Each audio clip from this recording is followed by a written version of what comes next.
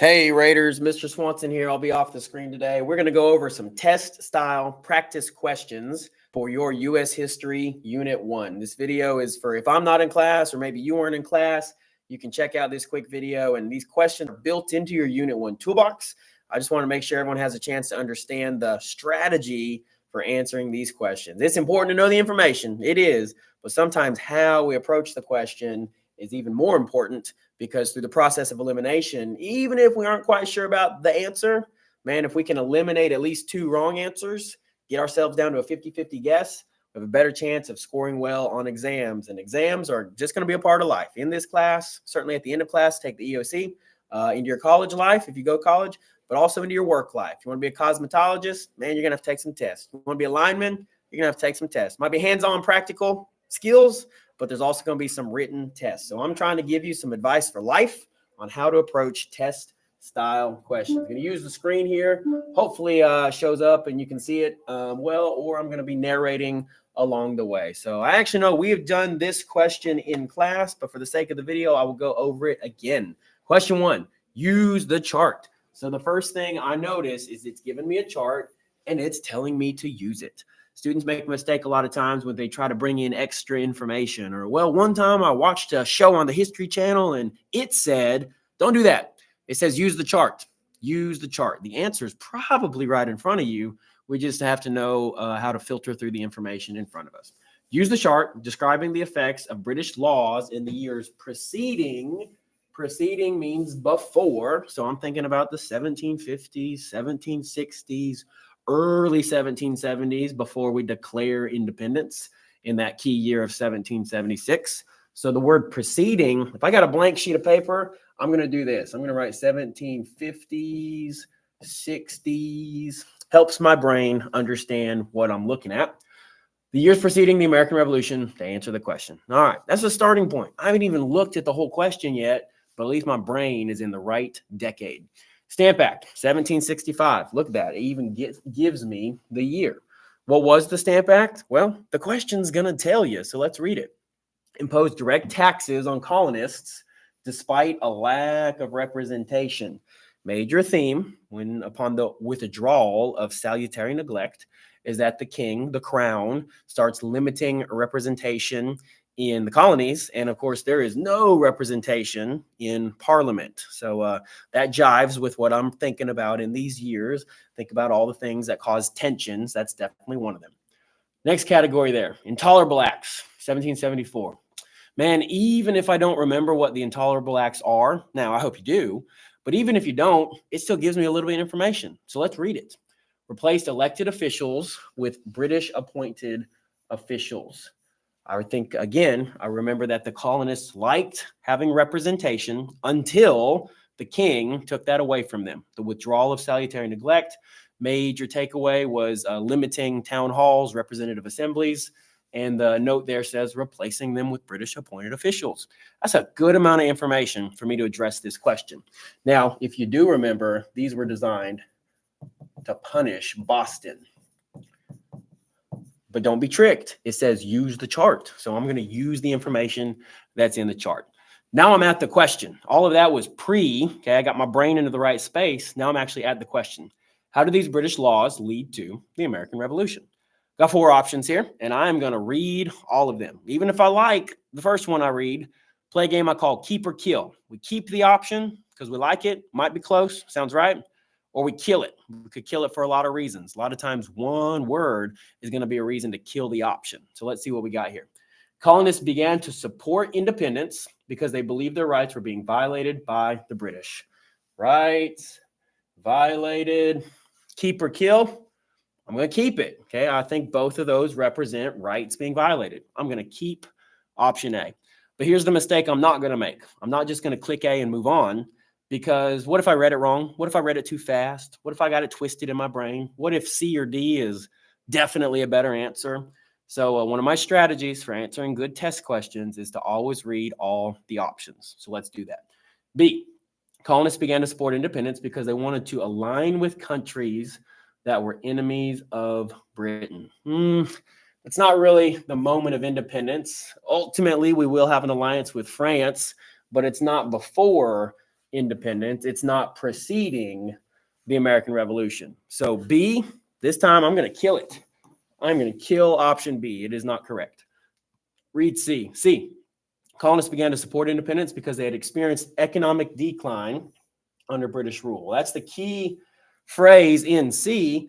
And well, that's just not the case. They actually experienced economic fruitfulness, good economy, but they still wanted independence. So that is kill because it's an untrue statement.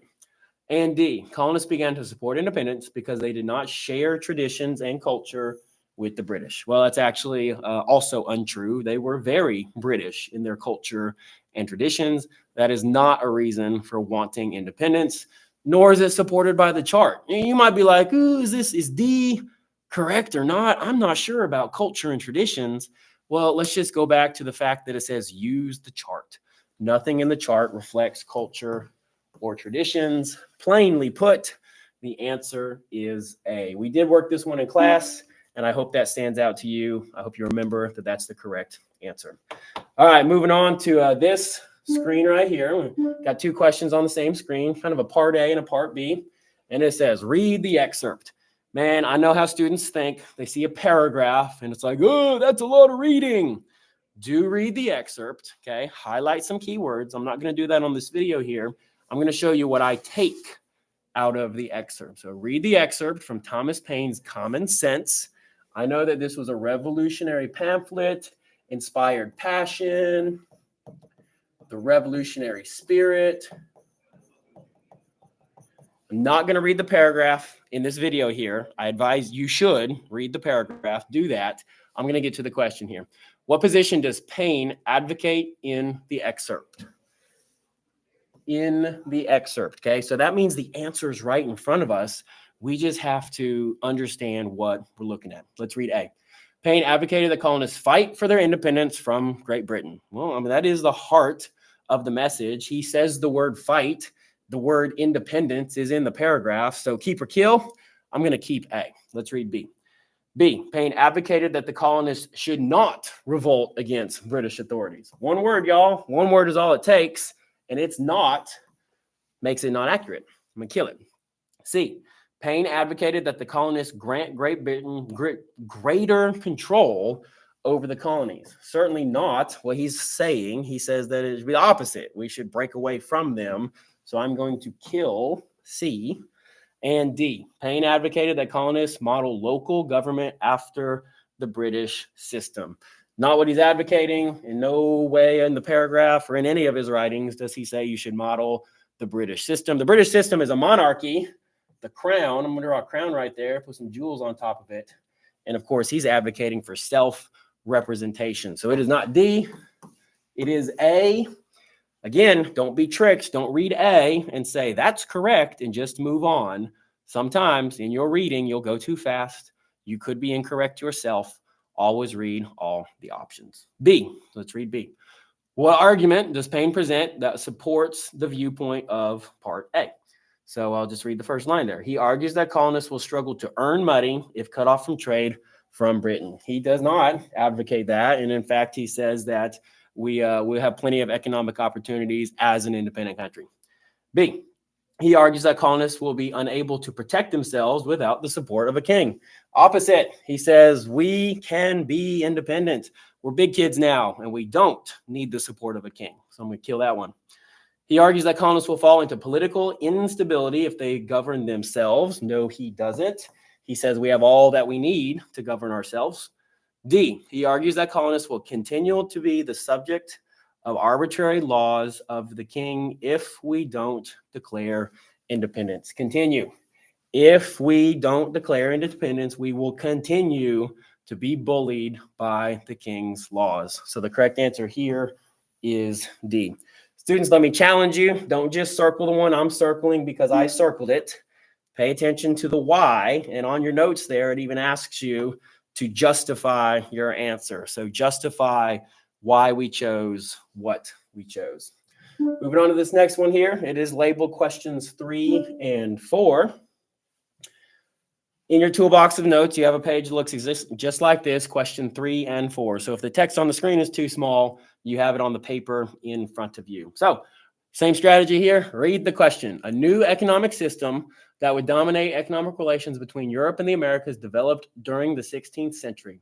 Which statement correctly states how this economic system affected British colonization in the Americas? So I know I'm looking for a word about an economic system. 16th century means 1700s. Obviously, that's what we've been studying. What stands out to me, you know, I drew dollar signs on our class notes over and over and over. I always put them in green. What stands out to me as an economic system is mercantilism. This is a great example of a type of question you will continue to see throughout your academic career. As I look at the options, now I'm going to read them all, but as I look at the options, I see two that show me mercantilism and two that show me free enterprise. I know we're not talking about free enterprise. I know the vocab word mercantilism. I remember what it means. I know free enterprise has not been a part of our Unit 1. So look, I know I usually say read all the options. I'm not going to bother with B and D because this starts with free enterprise. So I'm already down to a 50-50 chance. I just now got to read what I know got to find what I know to be true about mercantilism. So it says now, I'll go with A, mercantilism motivated the British to found the colonies to create a better trade relationships with other countries. Well, it's the with other countries part. That's a no. That's not why they founded the colonies. It was selfish. They wanted to have all the things for themselves. It was definitely not about better relationships with other countries. So I'm going to kill A.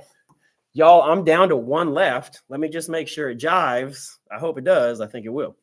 Mercantilism motivated the British to found colonies to acquire raw materials for their manufactured goods. Yes. Whole point of mercantilism is to have more stuff in the colonies, good soil, tobacco, cotton. Those raw materials can become manufactured goods. Whole point of mercantilism, question 3 here is C. That's the whole point of mercantilism. Question 4. When Great Britain ended the period of salutary neglect, now I'm going to remember that I put on sunglasses for salutary neglect. You remember that? When the king had his sunglasses on, he was ignoring the colonies, ignoring the enforcement of certain laws and taxes. But when he ended salutary neglect, he whipped his sunglasses off and all of a sudden started enforcing some of his laws. So I remember that even before I read the rest of the question. When Great Britain ended the period of salutary neglect, it changed the way to enforce colonial policies. Which right or privilege did the British take away, motivating some colonists to call for revolution? Let's look. A, all colonists were allowed to practice any religion they chose. Well, first of all, that's not phrased as a takeaway. And salutary neglect doesn't have anything to do with religion. So I'm going to kill A because salutary neglect doesn't have anything to do with religion. B, all colonists were granted equal rights and privileges under the law. Not the case. Definitely oppression between classes, gender, skin color. Definitely not all. Sometimes one word will do it. All equal rights, privileges. Definitely not the case. C, colonists who served in militias were given pensions from the British. This is usually a distractor. You might be like, pensions. Did we talk about that? No, we didn't. Isn't the case. Okay, it's a distracting statement. It's a no. We're down to one. Let's see if it fits. I hope it does. I think it will. D, colonists elected the members of local legislatures that imposed taxes. Which right did they take away? Elected legislatures. Yes, one of the main takeaways about salutary neglect is that the British king takes away representation, town halls, representative assemblies. Definitely D, right there. Woo! Two more questions. Now, I know I'm not in class today, but this is still a video you're watching on your own time. Hopefully still having some learning from it and understanding how to approach questions for your exam tomorrow. Question 5 here. Use the diagram to answer the question. Diagram in sequence. I see committees of correspondence. I remember we called this a group chat. Get my pen here. Remember, I made it modern for you guys. You guys do all your texting in a group chat. Samuel Adams organized the colonies, put them all on the same page. Committees of correspondence. The Stamp Act Congress. Well, I remember the Stamp Act. It was a tax. It's kind of related to money. It's a stamp on all paper.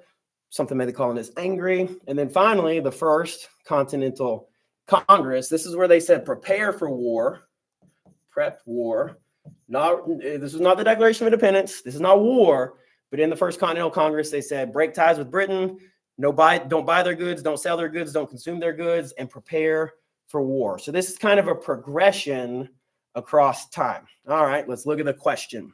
Which of the following would make the best title for this diagram? Y'all, best is tricky. Sometimes there might be one that feels close, but then there's the one that is definitely better. So the word best can be tricky. Let's see what we got here. The growth of loyalist factions in the colony. Well, loyalists are the ones who were loyal to the crown. Each of these represents the patriot attitudes, so it's not A. B, the colonies organize in opposition to British policies.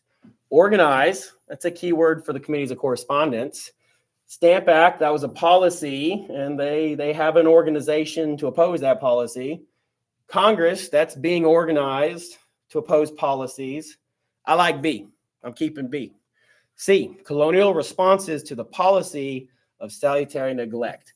Well, the colonists actually always liked salutary neglect. Okay, they're not wanting to oppose salutary neglect. And actually, this ended in 1763, which is before any of these events happened. So they did not organize to respond to salutary neglect. Actually, they would have appreciated salutary neglect continuing. It ended, and the rest of these things happened. So because of the timeline, C is not correct. And finally, colonial cooperation with the American Indians, looking at the 1, 2, and 3, looking at the diagram here, has nothing to do with American Indians, leaves me with B. I kept B. B was correct. Good for me. The answer is B. Last one. This is a different style of question. I hope you've noticed each of these. How many questions have we done? 7. Each of these questions, this one's numbered 6, but I think we've done 7 total questions. Each of these questions is a different type of question. We've seen diagrams, we've seen quotes. This time now we're looking at a map. It's an animated map. Got to look at the key. I'm noticing colors. Americans are blue, British are red, French are purple. I'm noticing that it associates with, big word, Yorktown. Listen, I don't know how obvious this sounds, but you got to know what you're looking at. You got to know what's on the map. I'm looking at the Battle of Yorktown. Before I even read the question, I'm going to remember that Yorktown is where the British surrendered. Draw the white flag of surrender. British surrender. They were surrounded by the Americans and the French.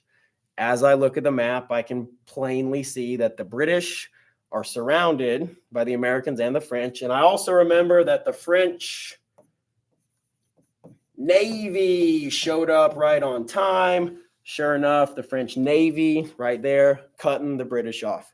Y'all, if you have your battles memorized, if you know the key attributes of Yorktown, you know that it's related to the surrender of the British, should be pretty easy to address this question. So let's look at it.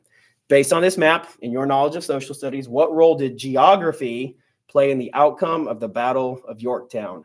Navy, water, geography. Let's see. A, British General Cornwallis and his troops were cut off from supplies, reinforcements, and escape routes, leading to the surrender of British forces. I like A. I'm going to keep it. B, though British General Cornwallis's troops were outnumbered, additional troops arrived by river, helped them fight off the French and American armies. That is not the case. The river did not help the British. The river helped the French. So B is a kill. C, led by British General Cornwallis, the British attacked the Patriot stronghold. You know what? Just stop there. It wasn't a Patriot stronghold. The British weren't attacking. They were being attacked. That whole statement is backwards. It is not C. Sometimes in the first phrasing of the sentence, it's already inaccurate. Just kill the thing. I know I say read the whole statement, but if it's already inaccurate, just kill the whole thing. You don't have to read the rest of it. D, the Royal Navy had much faster ships than the French Navy, allowing the British blockade runners to deliver necessary supplies. Not what happened. The British weren't the Navy here. The French Navy was the victors. That statement is incorrect. Leaves us with A. Y'all, you might have read that right out and said, I know that the surrender happened at Yorktown. Bada bing, bada boom. I'm checking A. In the end, it is the correct answer. However, the process, my friends, the process is what's important here. So I hope that though lengthy, if you address each question like this, you have a greater chance of getting it correct. I know sometimes on an exam, you're going to pick A and move on. You're going to know it's C and move on. You got to manage your own time. It's true. But I'm telling you, you're going to be stuck someday. There's going to be a question. I can't predict what. You maybe can't predict what, but you're going to be stuck someday. And if you follow this process, if you try to eliminate the obviously wrong answers, get it to at least 50-50, take a good guess based off of keywords, buzzwords, and what you know about what the question's actually asking. Don't add to it. Answer what the question's asking. You will find success. So thank you for pay attention to this crash course, going over 7 questions here. And may the odds be ever in your favor on the exam tomorrow. I expect great things. From room 1206, Mr. Swanson virtually signing off.